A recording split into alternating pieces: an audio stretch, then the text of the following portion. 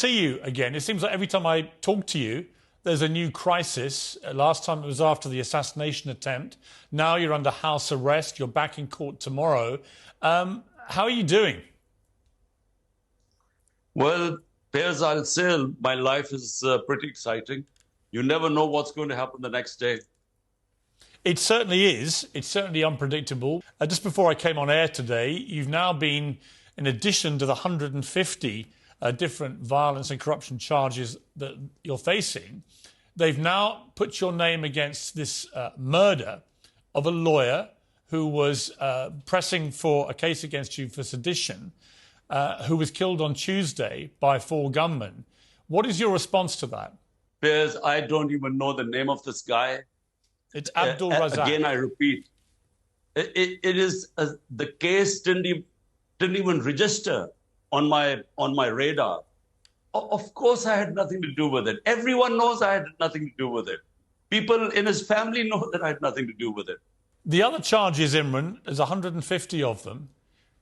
It's a huge amount. Obviously, if you're convicted of this, you'll go to prison, presumably, for a long period of time. What do you feel about this? I mean, you're back in court tomorrow. They'll decide whether you can go back home under house arrest or presumably whether you will be incarcerated. What is your general view about what is happening to you? I have 17 bail cases tomorrow. Chances are all the judge has to say is that one of the bails, he refuses to give me bail and I go to jail. So I'm mentally prepared. But, you know, Piers, what is happening in Pakistan, we are back to the dark ages. I mean, there's no rule of law left here. What has been happening to my party, 10,000 of our workers are in jail.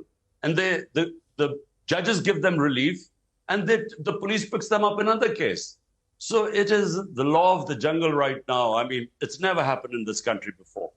Your critics, your enemies, they say you're getting what you did to others in the sense that the military turned on you, but to start with, you had them on your side, that you, when you came into office, were putting people in prison who shouldn't have been with trumped-up charges and so on. You've heard this charge against you. What is your response to that? First of all, it's never happened, even in military dictatorship, what is happening now. But secondly, do you know, 95% of the cases against the opposition I inherited. They were from the previous governments. In fact, when they were in power, there were only 5% of the cases. And it was nothing like what is going on now. If you end up going to jail for a long period of time, what will happen to you, to your party, to the movement, to all of it? Look, Piers, this today, why is this happening? This is happening because my party, PTI, is now the largest party in Pakistan's history. I mean, the ratings the party has today, all the parties on one side, they realize that they are no match for this party. The movement is so powerful today. And that is the reason why this is happening. Because they are now petrified. The people who removed me are petrified that whenever, and elections are supposed to be in October, whenever there are elections, my party will come back into power. Hence, they are trying to completely dismantle the party. I would say that the support from world leaders has been pretty deafening with its silence in the main. Do you wish you'd had more vocal support from maybe the British Prime Minister, Rishi Sunak, the American President, Joe Biden? Would that be helpful? Look, you know, Piers, in my 3.5 years as Prime Minister, I discovered one thing. That this morality and the so-called Western values about democracy, constitutionalism, rule of law, fundamental rights against custodial torture, all that is happening in Pakistan today. Yet, I think the interests of the powers, Britain, the US, I think they are more aligned with our military for whatever reasons, maybe because they're supporting them in Ukraine. I always wanted an independent foreign policy because 80,000 Pakistanis died when we joined the US war on terror, and I was against it. So I think maybe that they feel that their interests are more served by the current regime. And whenever that happens, you know, all these professed values go out of the window. I mean, Rishi Sunak is currently in Washington with President Biden. What's your message to both of them if they're watching this? My message is simple. Firstly, countries only sort their problems out from within. But the professed values of United States and United Kingdom, I repeat, is democracy, is fundamental rights, rule of law. I mean, whenever they criticize Hong Kong or China with the Uyghurs or Russia, they always talk about the lack of human rights and fundamental rights and lack of democracy. But here's one standing for democracy. And all these values are being violated, yet not a word from them. But, I didn't really expect much. Imran, on a human level, I've spoken to you after people tried to kill you, and they came very close to killing you. That was just 6 months ago or so. You've got a family, you've got these 2 young sons. You tweeted recently, the only thing I miss these days is hiking in our northern mountains with my sons. And that was a very human thing to tweet. And I, as a father of 3 boys, not dissimilar age to yours now, that really resonated with me. How are you doing on a human level? Well, it's a huge sacrifice, because what is happening right now is we are basically fighting for rule of law and democracy. On the other hand, we now have we are heading towards the worst type of dictatorship. It's a banana republic right now, where the judges now are no longer independent. They are threatened. Media is completely muzzled. My name is not allowed to be mentioned on the media.